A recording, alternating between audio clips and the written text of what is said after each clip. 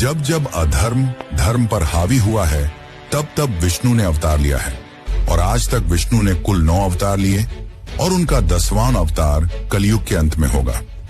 पर क्या आपने कभी सोचा है कि ये अवतार कौन कौन से हैं और क्यों भगवान विष्णु को यह अवतार लेना पड़ा? जैसे कि आपको पता ही होगा, ब्रह्मा जी ने इस अनंत काल चक्र को 4 भागों में बांट रखा है, जो है सत्ययुग, त्रेता युग, द्वापर युग और कलयुग। और हर युग में विष्णु जी ने अवतार लिए हैं। सत्य युग में 4 अवतार, त्रेता युग में 3 अवतार, द्वापर युग में 1 अवतार और कलयुग में 2 अवतार। इन 4 युगों में सत्य युग को सबसे पवित्र और सबसे शांत युग माना गया है, जहां सब लोग मिलजुल कर रहते थे। छल कपट, अधर्म, अन्याय जैसे लोग नहीं थे। पर फिर क्यों भगवान विष्णु को सत्य युग में 4 अवतार लेने पड़े? आखिर इसके पीछे क्या रहस्य?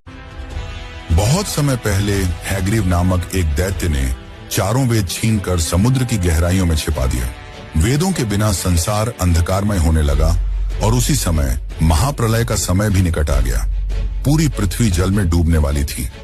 ऐसे संकट की घड़ी में भगवान ने सृष्टि को सुरक्षित रखने और ज्ञान की रक्षा के लिए मत्स्य रूप धारण किया।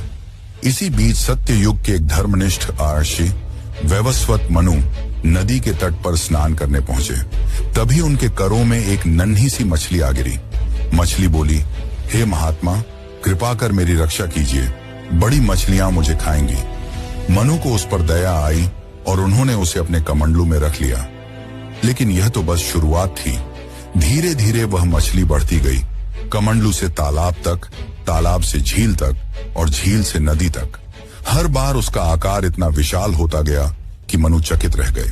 अंततः जब अंततः जब उन्होंने उसे समुद्र में छोड़ा, तब वह एक विराट रूप में प्रकट हुई। मनु ने हाथ जोड़कर कहा, आप कोई साधारण जीव नहीं हैं, कृपा कर बताइए आप कौन हैं? तभी भगवान विष्णु मत्स्य रूप में प्रकट होकर बोले, हे मनु, शीघ्र ही महाप्रलय आने वाला है।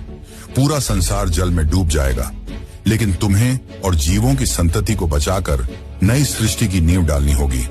जब प्रलय आए तब तुम अपनी पत्नी, 7 महान अर्षियों, औषधियों और सभी जीव जंतुओं के बीजों को एक नाव में लेकर बैठ जाना। मैं मत्स्य रूप में उस नाव को सुरक्षित स्थान तक ले जाऊंगा। वहीं से जीवन का पुनः आरंभ होगा। मनु ने भगवान की आज्ञा का पालन किया। जब प्रलय का समय आया तो मनु अपनी नाव में बैठकर उस भयंकर समुद्र में डगमगाने लगे। तभी भगवान विष्णु मत्स्य अवतार में प्रकट हुए। इस प्रकार ज्ञान की ज्योति फिर से प्रकट हुई और जीवन का बीज बचा रहा।